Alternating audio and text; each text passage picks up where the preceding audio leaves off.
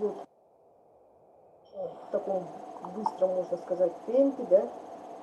Я сейчас хочу сказать вот несколько слов о том, что 2022 год объявлен президентом России годом народного искусства и нематериального культурного наследия народов России. Важно помнить о нашем наследии, ведь Россия огромная многонациональная страна. И мы начнем сегодня мероприятие с очень приятной новости. С презентации книги якутской народной сказки «Старушка Тал-Тал» в новой литературной обработке, которую сделали очень молодые, креативные люди Николай Татаринов.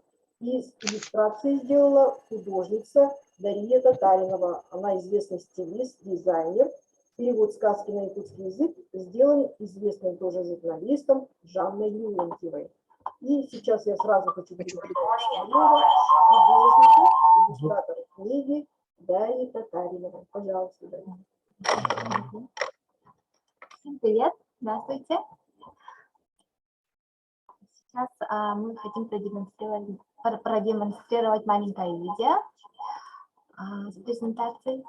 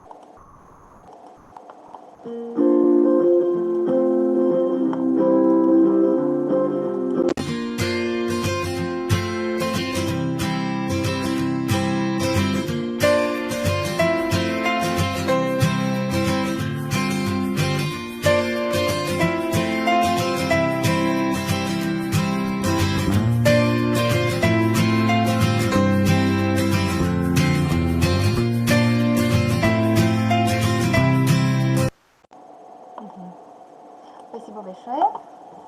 Всем еще раз здравствуйте, всем привет. Меня зовут Дарья Татаринова, я являюсь художником-стилистом. По образованию я стилист именно по одежде, но так получилось, что в свободное время я начала рисовать иллюстрации к книгам. И на сегодняшний момент это стало моим основным занятием. Вот. И 3 года назад по заказу журнала «Чоранчик и колокольчик» я нарисовала иллюстрации к сказке «Тал-Тал». И так получилось, что иллюстрации вышли только на журнале, и сами рисунки остались у меня дома. И они долго лежали, и мы такие с мужем думаем, а почему бы нам не выпустить книгу «Тал-Тал» в новом оформлении, новой адаптации, чтобы детям, вот сейчас же так много интересных книг, и нам же интересно вот смотреть, какие книги новые появляются, да, и поэтому мы решили, давайте вот сделаем нашу якутскую народную сказку в современном варианте. И мысль зрела, наверное, где-то полгода, и мы все-таки решились, а мы же как бы в этом деле новички, и для нас это было вообще как-то очень необычно и как-то слишком, наверное, смелым решением, но так получилось, так получилось. Вот. И получается, в прошлом году, уже в конце лета мы получили уже на руки вот такую нашу новую книжку «Старушка Тал-Тал». Она вышла в 2 языках, по-якутски и по-русски. Мой муж Николай Татаринов, он же является автором. Он адаптировал нам всем известный текст, мотив сказки, да, и получается в нашем варианте совсем очень другой новый исход. Вы можете об этом узнать, когда прочитаете нашу книжку. Перевод на якутский сделала нам Жанна Леонтьева. Вообще издание книги для новичков – это очень интересный процесс, оказывается. И на самом деле, что мы для себя, да, вот поняли, что, оказывается, книгу может издать каждый. На самом деле, да. Есть четкий алгоритм, по которому можно действовать и издать вот книгу. Вот. у нас книжка получилась. Мгм. Она с твердым переплетом, обложка твердая, форзац специально был нарисован мной. И вот иллюстрации получается, и сказка. Я хочу вам показать вот некоторые моменты из иллюстраций. Иллюстрации я делала на холсте красками акрил. Они получились вот такими вот яркими. Это вот сама, получается, старушка там падает. Потом она просит лед помочь. Такие иллюстрации очень яркие, поэтому детям очень нравятся. И в основном у нас книги приобретают родители дошкольников и школьного возраста. Текст очень легко читается, что на якутском, что на русском, поэтому очень активно вот берут. Вот иллюстрации такие яркие, вот с глазами, да, они вот разговаривают, и вообще имеют свой характер, и детям это очень нравится. Это вот, например, туча к нам прилетела. Так я изобразила ветер. Вообще вот старушка Талтал, сама по себе сказка очень интересная. И многие, наверное, знают, что именно этой сказки версии очень-очень много. И народная сказка, она именно особенно тем, что развивается и адаптируется под свое время, и он на каждое поколение он меняется. И, наверное, вот ваши бабушки, да, прабабушки, может, рассказывали, что сказка Талтал имеет очень много вариаций, и даже в некоторых вариантах там Талтал есть трое сыновей, да? В некоторых вариантах там присутствует даже Оюн, шаман. В некотором варианте даже Талтал умирает. А наша сказка более добрая. Вот. И, пользуясь случаем, я хочу конкурс, наверное, да? Задать вопрос детям. Кто сколько вариаций Талтал сказки знает? И победителем будет тот, кто скажет больше всех. Какие есть варианты. Скажу, что есть еще такой очень-очень древний вариант, где Талтал борется с Саламагос. Даже есть такой вариант, оказывается. И вот приз получит от нас тот, который больше всех угадает вариантов. Это прямо сейчас будет, да? Это можно потом. Можно потом, да? Ага, можно. Ну хорошо, тогда, ребята, подумайте. Я думаю, что у нас есть ребята, да, среди участников, и поэтому потом в конце будем ждать, значит, какие-то ответы ваши, хорошо? Ну, надо будет потом все равно только коротко очень изложить, у нас 45 минут всего, время 40 даже минут, да?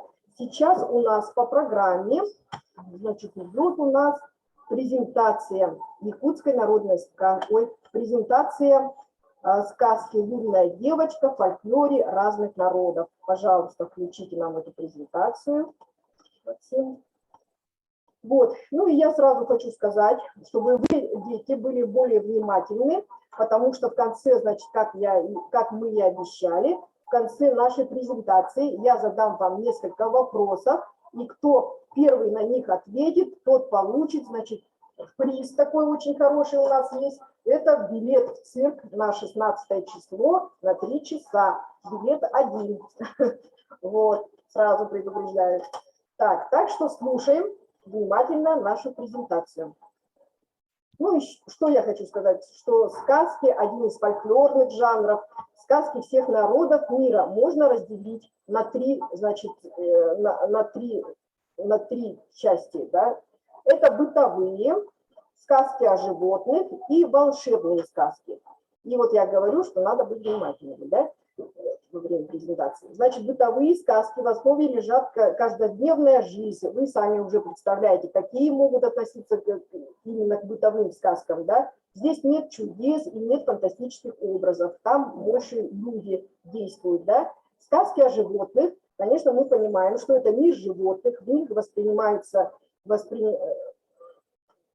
пролистываем немножко, ну, там сразу сказки вот пришли наши. Видим мы бытовые сказки и сказки о животных. И, конечно, это мир животных, в которых, как иносказательное изображение человека в виде животных изображаются. И последний вариант сказок – это волшебные сказки. И, конечно, все уже представляем, какие бывают волшебные сказки. Там, конечно, таинственный мир, действуют необыкновенные фантастические герои.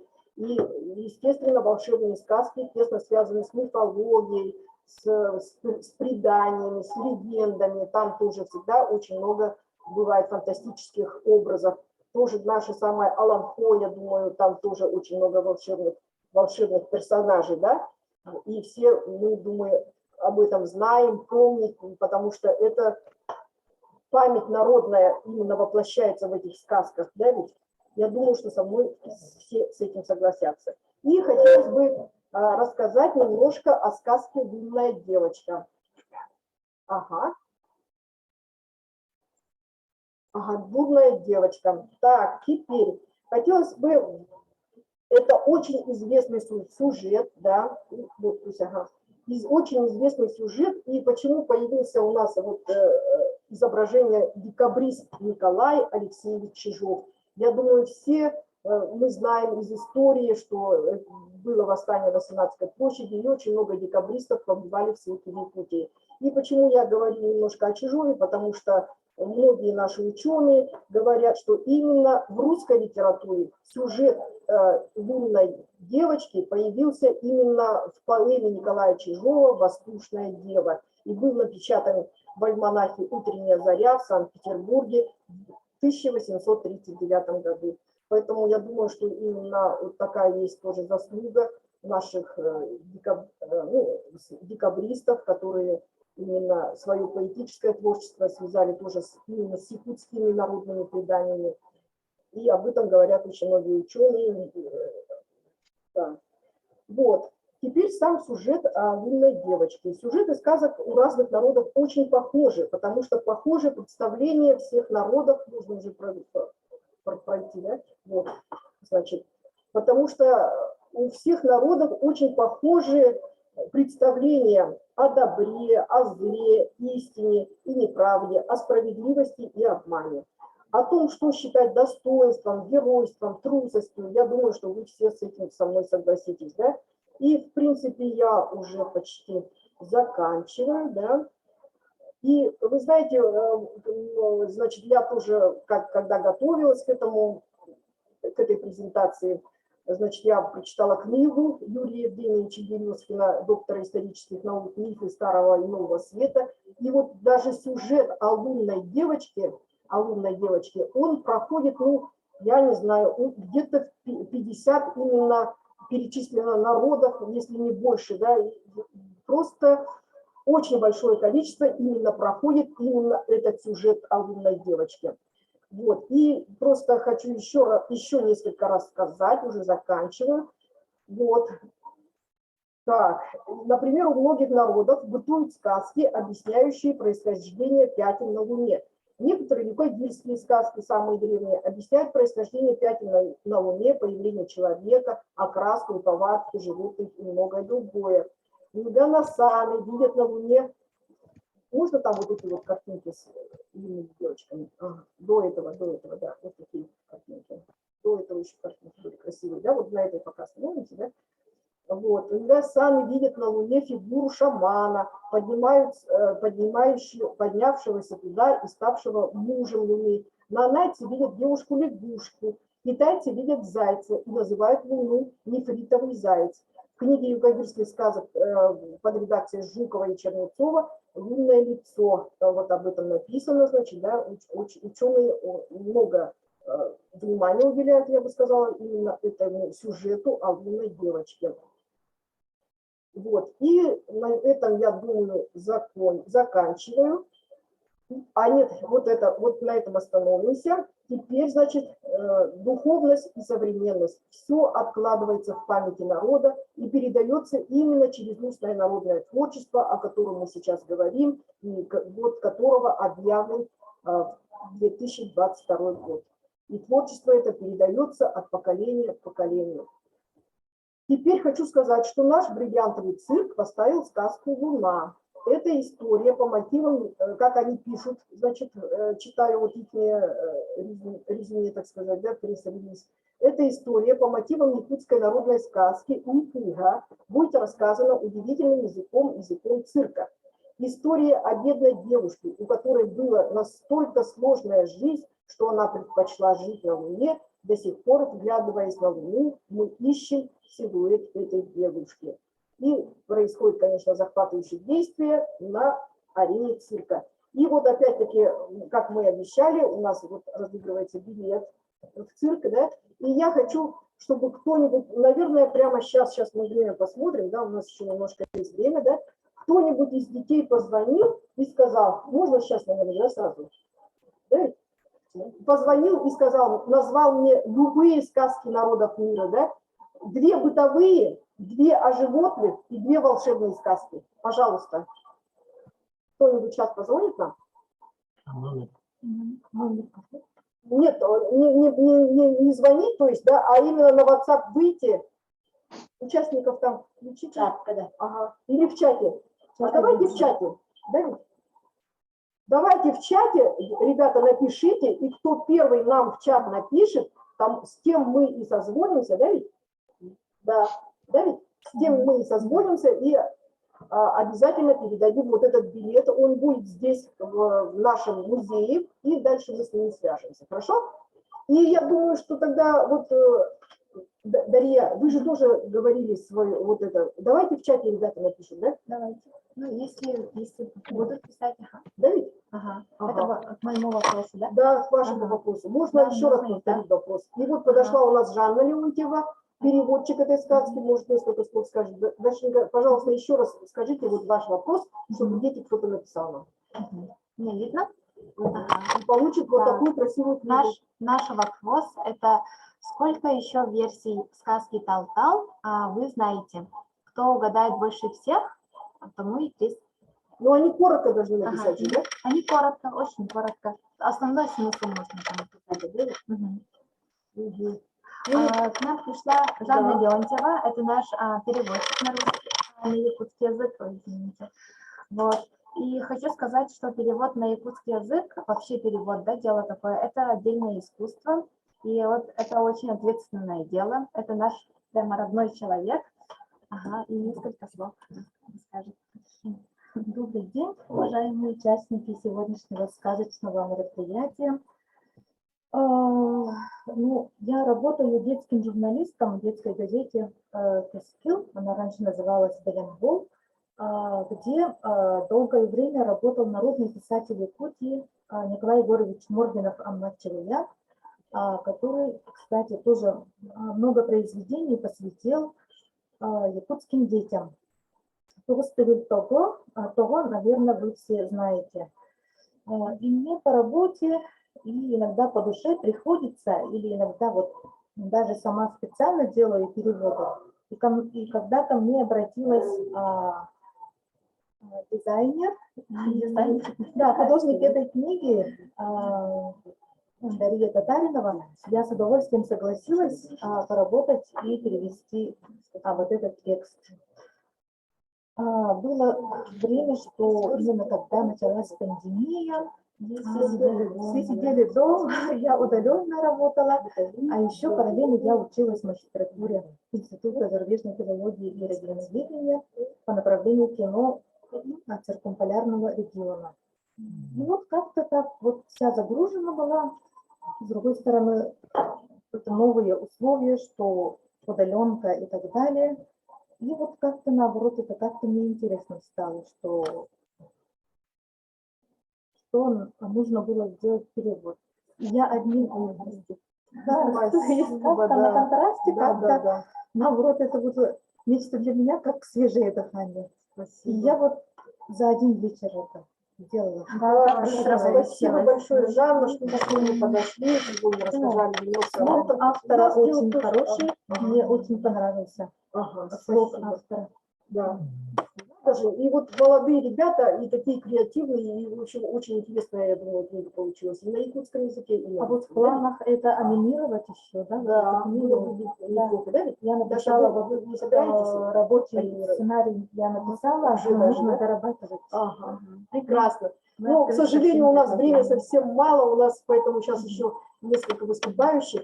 Поэтому мы сейчас уже переходим, мы, значит, про сказку поговорили. Сейчас, если можно, включим видео нашего поэта, переводчика, краеведа, лауреата премии имени Платона Юрского Николая Егоровича Винокурова «Урсун» о якутской сказке и сказке народного поэта Якутии Ивана Михайловича Гоголева. Он рассказывает «Харчана». Очень хорошо, интересно рассказывает. Пожалуйста, послушаем.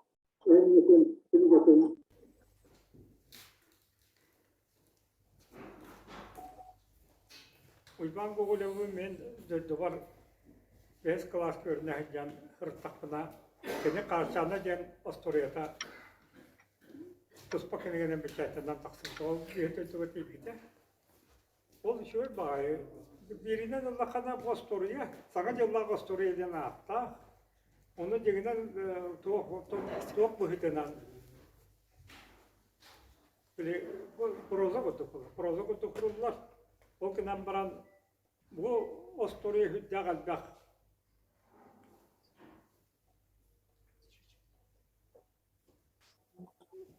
Bu ostoriya higer könürü otati tuğ. Qarşana diyen ölühüm bullağına ordu kulağın bulğamda bu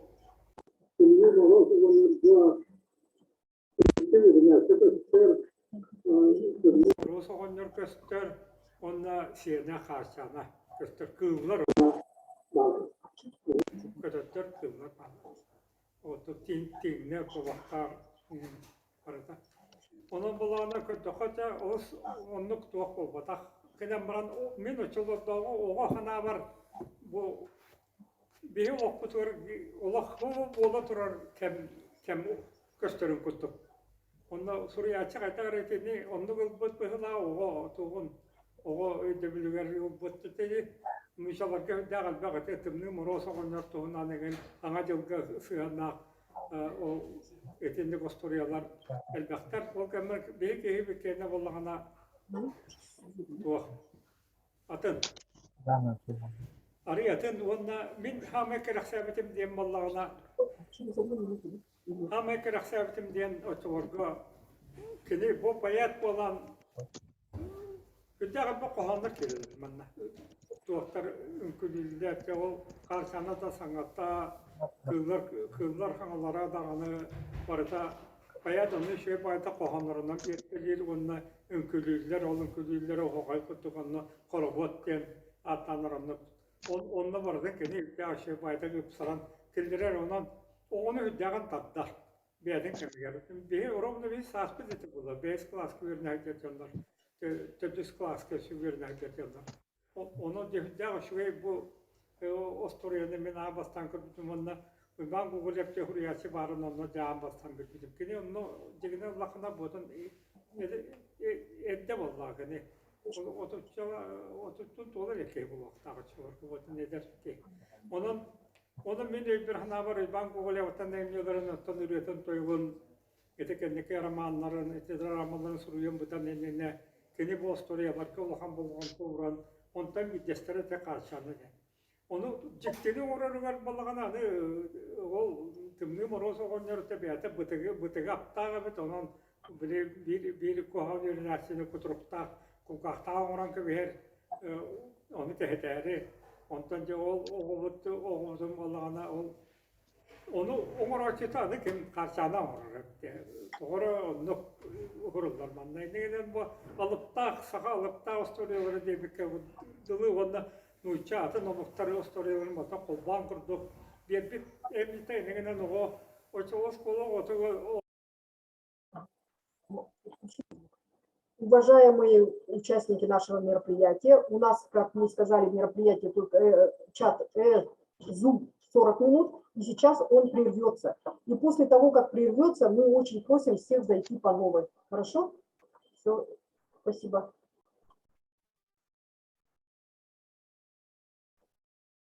Оғытуға болсаңа жыллағы остурияден аттан сұрыйбыта қайтағыра, наға шөйді көдденен қалбытын өйдігін, оны ол кенегіні көрдіқіні білген аны оғы саспысын. Мен бір саңа жыллағы қарияны ақтар бұл көттік бейге бұл ұйбан көғіліп қаршана ген бұл әйметтің остуриятын бейге ағып өйдігін. Білінге оғыл орқыдағаны маны таттыраны ағылары бұлы дегенмен. Ол көттік кені алыптақ Аптаға студия бар кечуға хатан етеді оңырбыта. Біліңгі ұсқылы олығын күттәкені сетеміне әбіті бүтін үйті қайта қаратуға. Үшігей бағайты тақсы бітеді. Оны мен олығымны бақпын, оғайдан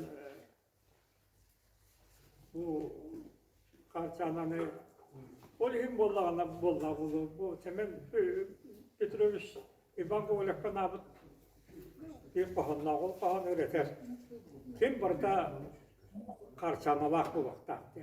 Olata qarçanı beni össe tengen ulaqın uğras bıhıdınan akıl literaturu terkipte diyen onun İban bu olep yere qarçanalaq bu vaxtda bara qarçanalaq bu vaxtda diyen. Müddağı şöydük hep bite bununla hemen kimden budan ağa keyif oladı. Onun setten lağa törəbi ki İban bu olep otu dərən lağa törəbi ki o günden baran İban Ekim, Semen Petrovic kastı hep yeter durur. Ben İvan Kovalev'ten emir verin.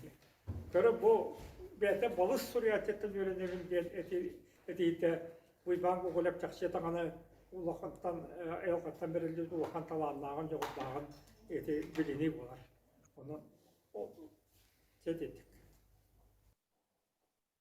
Спасибо за такое проникновенное видео, за такое проникновенное воспоминание Николая Егоровича. И, как сказал Семен Петрович Данилов, у каждого должна быть своя харчана, да? Какая-то сказка, которую он носит в сердце с детства. Спасибо большое. А сейчас я хотела бы передать слово Анне Ивановне Гоголевой, которая сейчас расскажет нам о белорусской сказочнице Иоанне Ривз. Пожалуйста, Анна Ивановна. Здравствуйте, дорогие друзья. Хочу... Нет, у нее это... Анна Ивановна, у вас сбой какой-то произошел. Сказать свое зло. Вас не Таком наш лице. Вот. Она называется «Сказки затерянного леса». Эту книжку написала белорусская писательница, ее псевдоним Иоанна Ривз, а настоящая фамилия это Илона Вивит. Она великолепно иллюстрирована репродукциями шедевров художников мирового имени. Ее герои открывают мир магии и волшебства. Сейчас мы познакомимся с автором. Иоанна Ривз живет в Минске. Я с ней познакомилась на литературном фестивале, который проводит Европейская конкурса почти 1000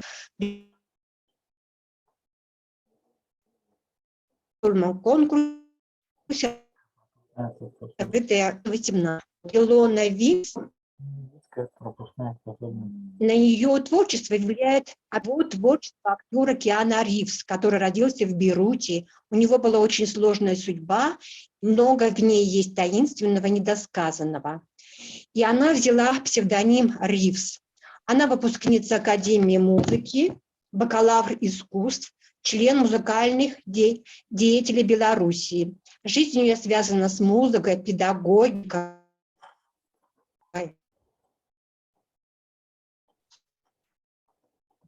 Пишет детство. Можно историю дела фонд «Спасай наследие» по сохранению культурного наследия своего края. Она купила слонимскую